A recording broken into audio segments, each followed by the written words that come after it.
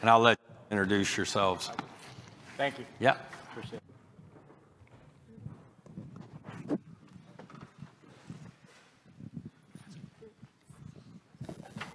This mic on? There we go. Well, thank you for that introduction, and thank you for having us here today. To my left is our esteemed panel, and we're going to talk today about how to use blockchain to promote social responsibility. So what I'd like to do initially is go through some brief introductions.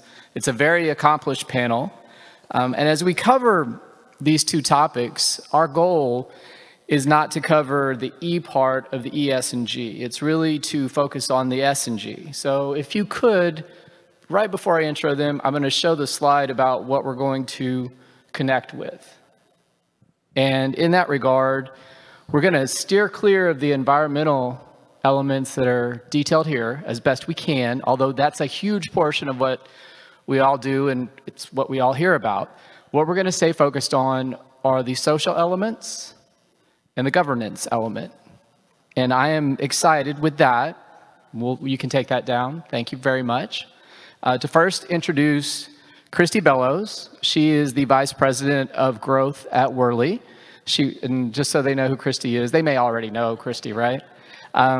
She works across Worley on strategic transformation and growth. She works with operations and business development experience in her background on environmental projects and concept solutions through engineering and construction. She also works on the board for Energy of Industries Council USA, and she serves as a board member there.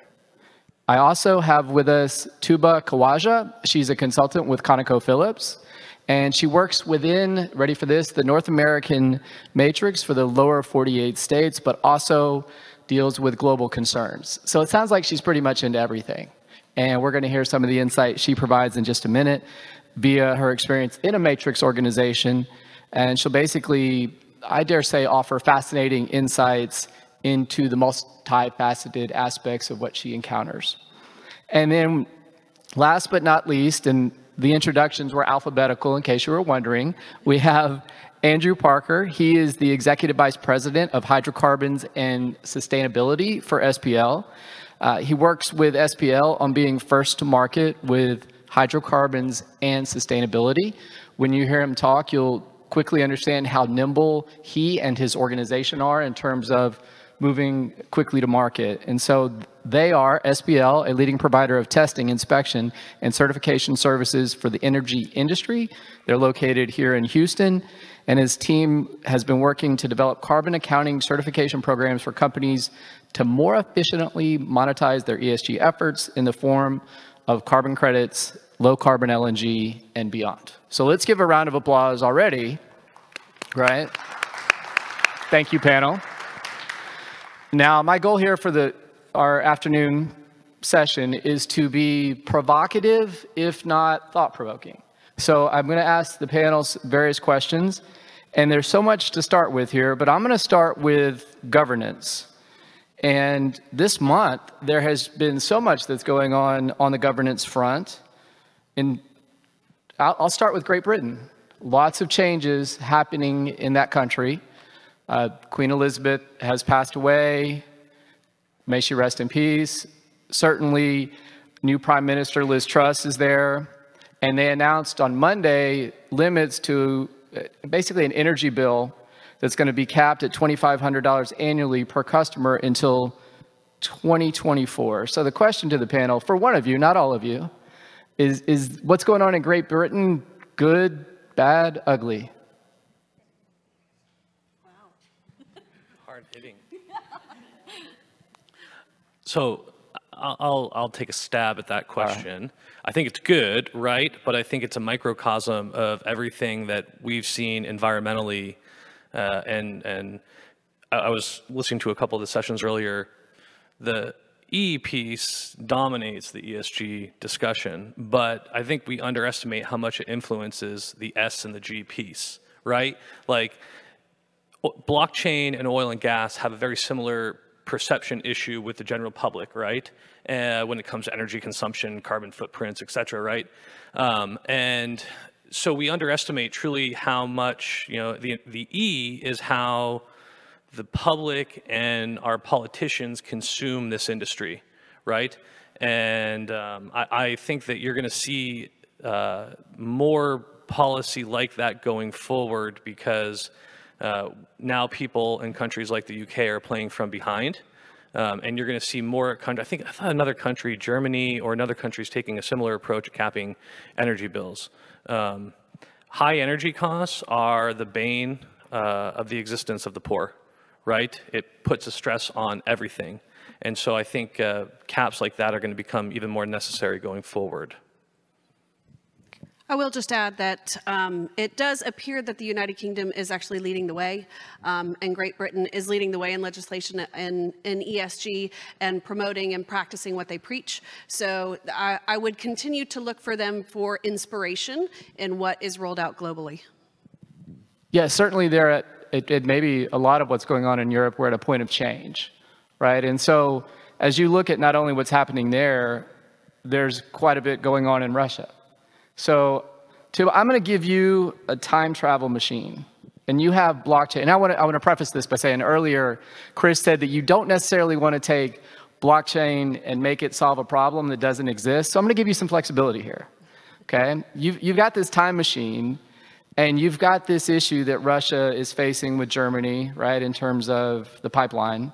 And they basically have said it's going to be shut off sometime here, if it isn't already, right? How would you travel back, stay where you are, or move forward in time to solve this with a blockchain problem? Or is this question just totally ridiculous and blockchain is not how you'd solve some of what they're facing? I think, honestly, blockchain and what's happening in this ESG space, not just the Russia problem, but it's going to help solve a lot of problems for the industry. I think we're at a point where all of the stuff that's happening in ESG is really proving to be an existential kind of threat for the industry. So personally, I don't know if I would go back in time, but to the Russia question, sure. But I definitely think that this is a driver that it's going to really help us transform the industry. So like some of the other people that have come before me have talked about it, we need a good business case or a value driver. And to me, low carbon or being able to supply the energy transition demand with low ESG barrels is really going to help change the narrative for oil and gas. So I personally believe that this is a business case where blockchain will go a long way in helping us understand the end-to-end value chain. And to Russia, I feel like that's just bad management and bad public policy. So I think to your question, definitely if we had technology and if we had implemented that technology a little bit sooner, some of these problems that we now see with demand and supply could have been solved. Don't know necessarily if I would use blockchain to solve the problem, but definitely technology is going to be one of those things that helps oil and gas in progress further. And so let's stay there for a second, because I think some of what may be missing is the operational transparency, right? You have different facets that contribute to a country giving or taking supply or demand.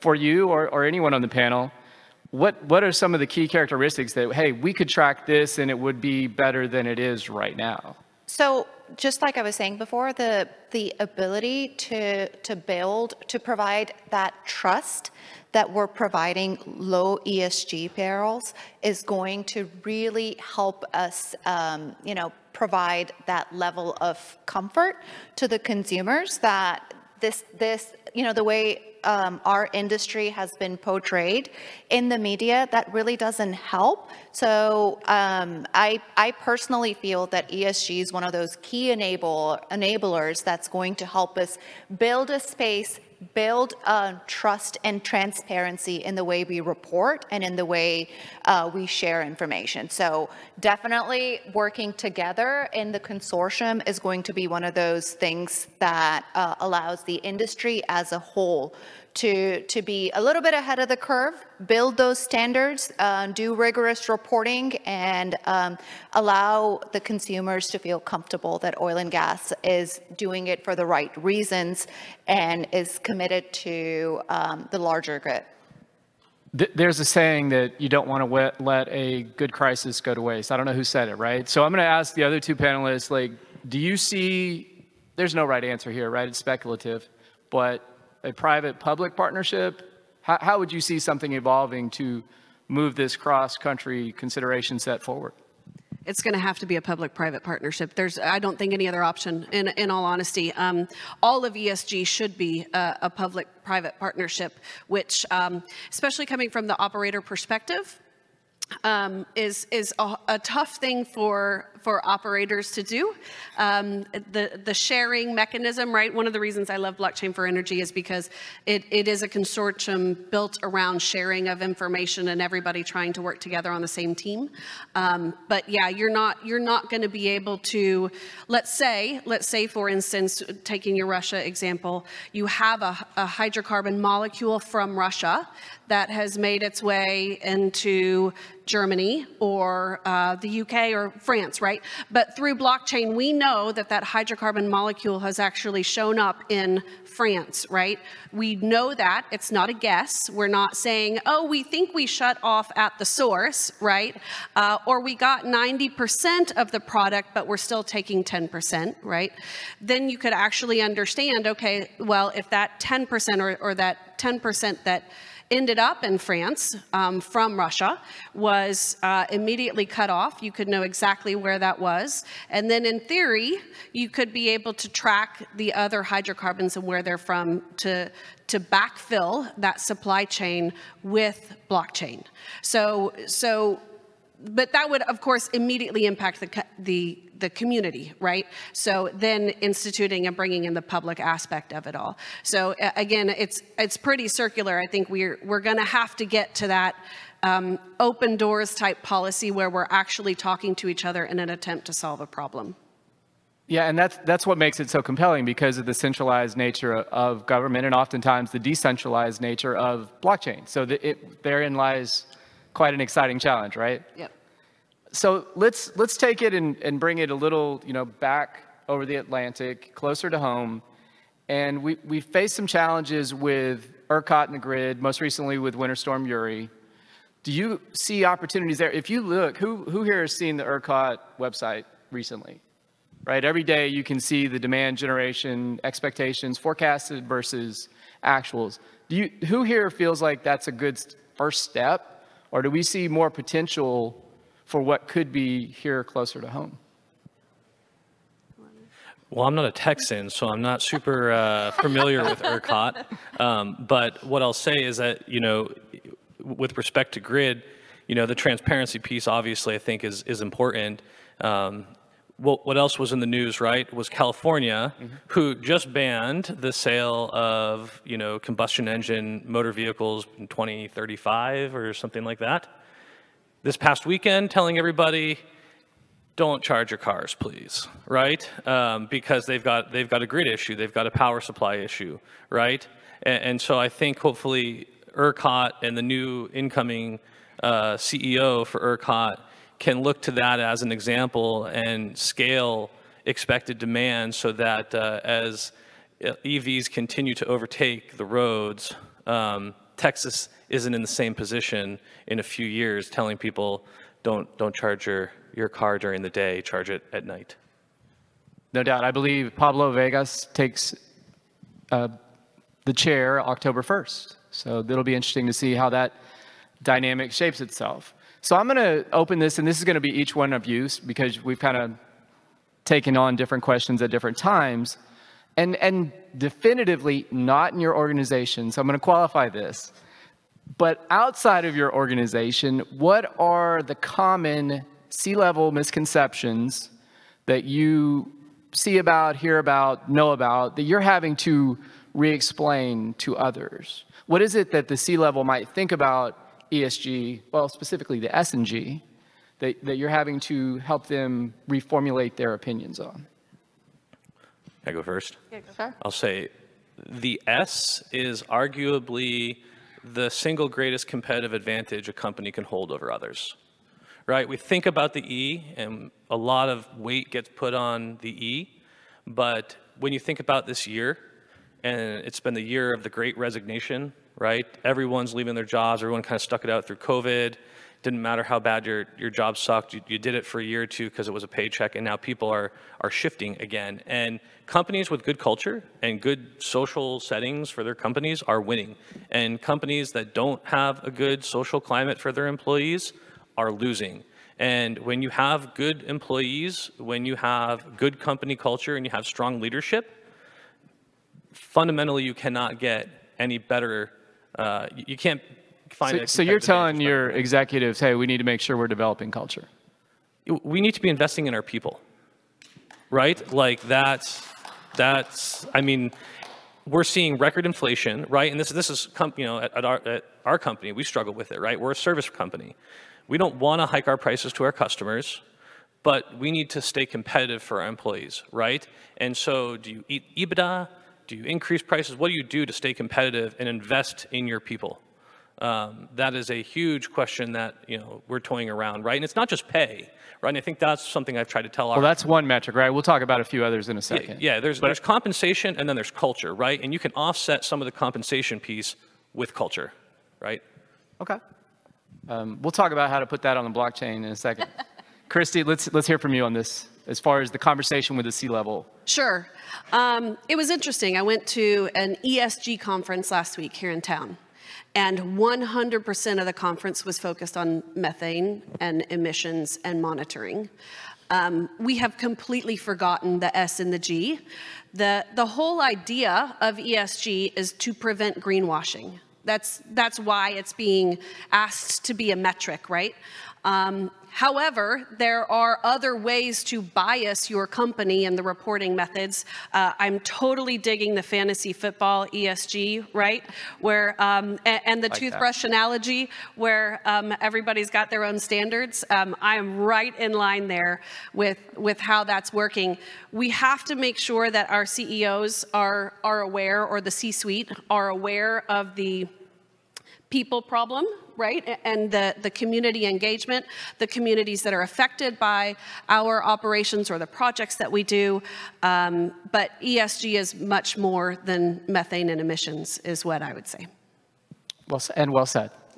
Tuba, would you like to weigh in? You work with a lot of different constituents. Yeah, I do. And I'm going to say that having raising that awareness that ESG, it's not just a metric that the investors are using, but there's research. Gartner has it. A lot of other, credible companies have done that research that shows that companies that rank well on the ESG metric are better run. They deliver better financial results, and the employees and their customers are happier with those operations. So I think, yes, that's a good metric for the capital markets, but there is definitely something to be said that those companies that rank higher are run better, and those companies have happier employees. And this is no news to anybody that younger kids are not too thrilled to be working for oil and gas. So I think if we can emphasize and make it, a little bit more appealing by reinforcing how important the S part of ESG is, it's really going to go a long way for us. So help me with, beyond, let's say, Net Promoter Score, right? That's kind of a hierarchical, top level. Do you like, and would you recommend the company to your friends or family? How do we go further than that? I'm going to zoom in a little bit. We're going to zoom out, so we don't want to go too far too fast. But what are the metrics that you would say are important to a generation different than the one that typically exists in the C-suite? So I'll take this one first, and you guys can jump in. Yeah. I'm going to say that personally, to me, like diversity, equity, and inclusion is very important. And this is something that a lot of companies have been focusing on and spending time and energy developing transparency on some of those metrics. But I think taking it a step further, the diversity, equity, and inclusion at leadership levels, people are paying attention. So I don't think that this is something that can be easily looked over or made it seem like, oh, this % of the company is diverse. No, but we will also want to see how diverse your leadership is. And your board. Yeah. 100%. Among any other, yeah, exactly. And Kristy, I know we had talked about in some of the prep work for this presentation conversation, you use the word greenwashing, so let's hear some of your green apples to green apples comparisons, because it can get really confusing if you zig one way and zag the other. What's your thoughts on this? I'd say that would be solving world peace. There is no such thing as green apples to green apples in ESG right now. It really is a bit of a free-for-all. I would say ESG is the entire fantasy football team, and we've picked emissions to be the quarterback, and they're going to get out on the field first, but we have a whole other team to build. So we've got offensive characteristics, now we get the defense, and then special teams, and there's a lot. That's right. We got a lot of planning to do. There's a lot to do. Let's shift gears a little bit. Tuba, you, back to the international, I told you we'd zoom in and then zoom out. You have some interesting perspective working with business units in Canada, Norway.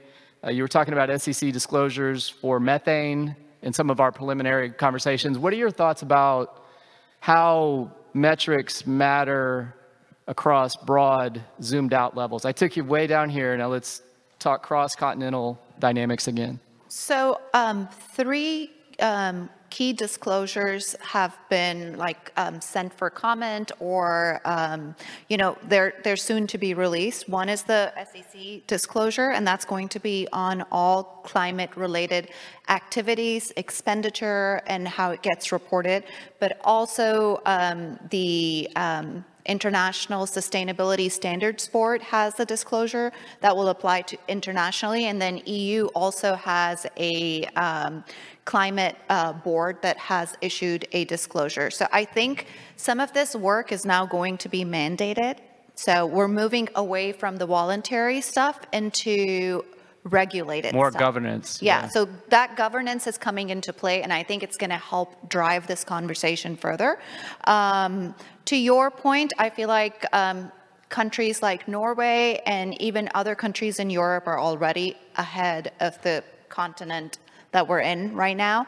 And that's why if you're looking at a country like Norway, and if you're measuring them on a standard like OGMP, which is Oil and Gas Methane Partnership, they're already 40–50% of the way there. So it's gonna, so those companies, those oil and gas companies are gonna have a much easier time meeting the standards and reporting on them. Understood and agreed. So Andrew, I'm going to direct this question your way. And part of what the Texas Blockchain Council does is we advocate for legislation that attempts to attract more business to the great state of Texas.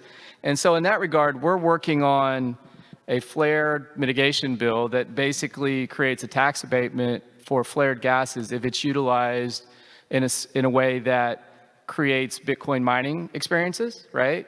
So that they can generate items that actually play back into the grid, like for the elements and having the availability of that energy resource. So talk to me as if I were a legislature and you wanted to either advocate for this bill, or you can go totally wild card on us here, and you've got this bill that you want to get passed in the 23 session.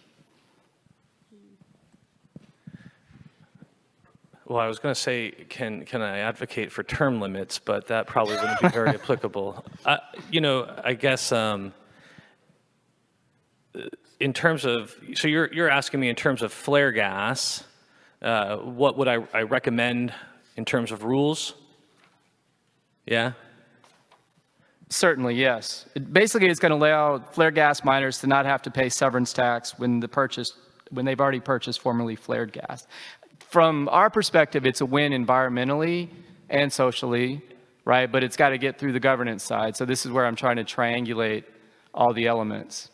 Yeah, I mean, it makes sense, right? Off-grid power. I mean, look at an example of how successful policies like that have been is North Dakota, right? North Dakota is seeing a renaissance with industry when it comes to oil and gas and Bitcoin mining, right? And huge data centers. There's, I think, $7 billion of investment now going into the state of North Dakota that supports data centers, Bitcoin mining, flare gas, et cetera, because of all the extra off-grid energy that they produce. So I see it as a very, I guess it makes a lot of sense to me, at least, to continue to promote it at that level. All right, wow, the questions are blowing up on screen. I think that's a good thing. We've obviously been provocative and thought-provoking. So I'm going to try to jump in, and this is for the panel, not for me necessarily. How does, let's see, I don't like that one. We're talking about e-component. The hits keep on coming. You know what? We're going to go to our own little Twitter spaces. Here's the deal. We're just going to stay on stage. There's a lot going on. You keep the questions coming. But for each person on the panel, let's provide to the audience a place where you feel like you could go, a book you've read, a Twitter handle, a YouTube channel, a resource that you use to stay up to speed with all that's going on in this space. You got it. Okay. So I have two.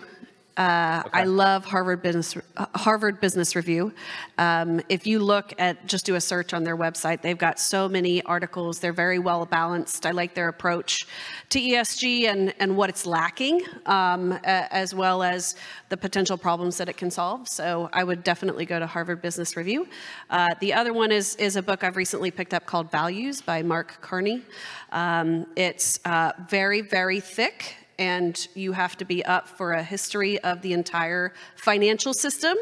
But the idea is that the book is actually focused on creating, or the idealism behind creating a financial system which actually values the people and the environment and the governance that are critical to actually creating the financial impacts, and therefore the responsibilities associated with the negative impacts as well as the positive impacts to those. So those would be my two. What was the name of the last one, the book, again? The book, Values. Outstanding. Thank you. Yeah. Tuba? I can go ahead. I would say I read a lot of the stuff in this space because I'm part of a team too that's actually implementing some of these solutions. And what I've seen is that I was just telling Kristy before this conversation that there is a anti-ESG movement happening. So I've been reading up a lot on some of those things. I do, if you want to talk about credible sources that can provide you with good insights and solutions, I would say something like a Harvard Business Review, Gartner that's done a lot of studies, or, probably something like a WoodMac that's also very industry specific and works with different oil and gas companies and is trying to build a foundational understanding of how the S and the G can also come in handy as metrics. Got it. So there are a million podcasts, and I found this one by accident. I think I was searching the Joe Rogan Experience, and this one popped up in the search list as, it's called the ESG Experience. And I started kind of scrolling through some episodes, and I loved it because they're like 30 minutes, and I fly every week. So I download a few episodes, and I normally listen to it while I'm boarding the plane, because some podcasts are just impossibly long to listen to. 30, 40-minute episodes, very relevant on the S and the G and not so much the E. So check that one out. I think you can get it Apple, Google, Android, Amazon Podcasts. It's called the ESG Experience. Outstanding. And I will actually add to this portion of the conversation Ray Dalio's book that was published in November of 21 about Principles of Nations. It helps establish the criteria of monetary policy and how that influences which nation states serve as reserve currencies is fascinating, given all that we're going through right now. I'm not pro or against. In fact, part of our responsibility is to be available to both sides of the aisle, and that's what we do, but it's certainly something worth checking out. All right, so I also wanted to leave just a bit of time for, there is one question that I do like in here. I love them all, but I like the one that mentioned, have any of the majors in the room implemented a blockchain S&G solution? Don't necessarily have to advise what the solution is, but what were some of the challenges that you faced? Is that fair? Is that a tough one? I don't think anybody has. I don't think so either. Yeah, It so was I part think of our that's a very easy conversation for one. prepping for this panel, right? Was what are quantifiable metrics in Right. the S&G Right. space, right? Yeah, so the pilot, I am in the ESG working group for blockchain for energy, Yeah. and our pilot is on emissions. So we're just starting. It's easily quantifiable, right? So it's a great place to start because the numbers are already there. They're already being reported due to permitting and annual greenhouse gas reports and those types of things. But I think the S and the G are steps 2 and 3. I agree. I was going to say the same thing. I feel like this pilot's going to help us a lot, and then probably build on to that success further down the road using the same type of approach for S&G. Isn't there kind of an accounting problem in all this? What? Right? Yes. I mean, even... Yeah. No? No? What? Who said that? Governmentally, right? Is this something that sets up for the EYs who are sponsoring this to be the consultative partner between private, public?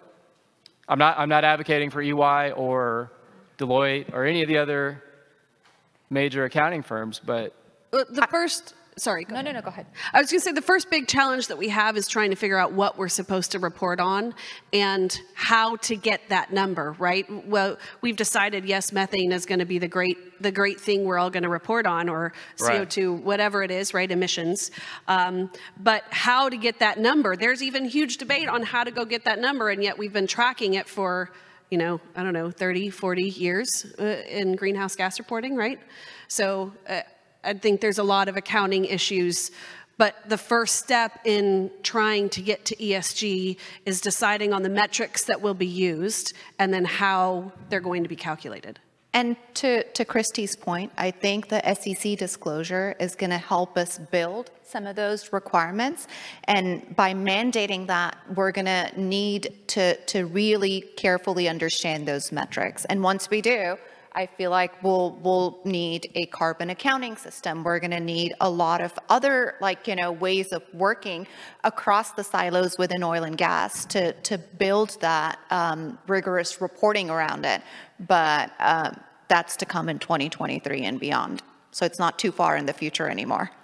when do you, so this is the predictive portion of the show, when do you see something that's more viable, usable, either through legislation or through a disruptor providing a blockchain resource that takes root, that makes it, I'll say 10x where it is today? What year? I'm going to give you something past 2023. I don't think it's going to be too far into the future Okay. because I feel like it might not cover or span the entire value chain, but we're going to be using blockchain for, validating our offsets. We're going to be using blockchain for validating or providing transparency to our methane emissions. And given the fact that the Inflation Reduction Act, which some of the people had mentioned before me, Right. it's part of that act too that you will be you'll be reporting your methane emissions, and there is a fee. So it's like $900 per ton starting in 2024.